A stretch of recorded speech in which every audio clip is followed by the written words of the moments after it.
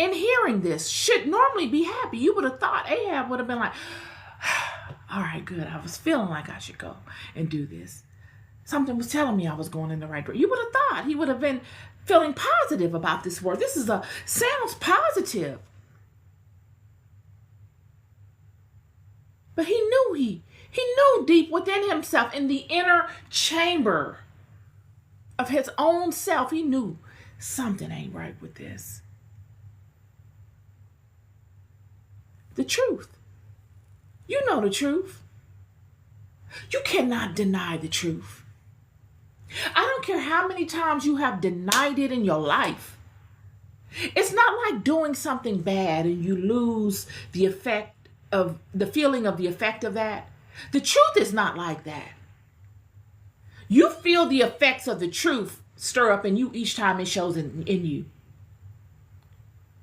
Now, you might have some techniques where you might not feel it as paramount so that you can continue to be deceptive, get around it so it doesn't, make you feel no kind of way. But it always shows itself.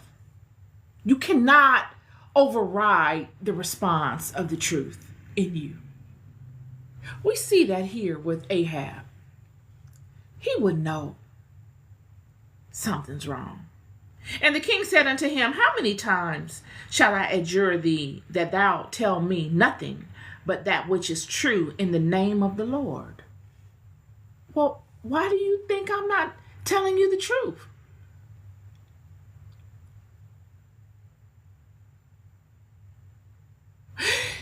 Between a warning and a curse, Ahab would already be warned before this whole chain of events happened that he's on thin ice. He's already done enough to be cursed. He's been cursed. God said, okay, I'm going to curse you and I'm going to do it this way and that way. And because he was humbled by what God said he would do in his life, he showed through activity homage and respect for God and allowed it to show in his life visibly. He didn't just think it, he showed it amongst his kingdom that this affected him. He showed the fear and the respect that was needed to show to his creator. And in him doing that, God said, I will delay the curse from falling on you. But it's going to fall on your children. And so now Ahab feels that he can go on. But he must go on. He can't quit. That's just like all of us in life. When we incur certain experiences in life that are debilitating, it'll knock you down. And you'll be like, what? But you still must get up and keep going. You can't just stay down there and say, I'm done. You've got to keep going. Ahab hears this curse of God. He humbles himself. He changes his ways. He shows it in his life amongst the kingdom.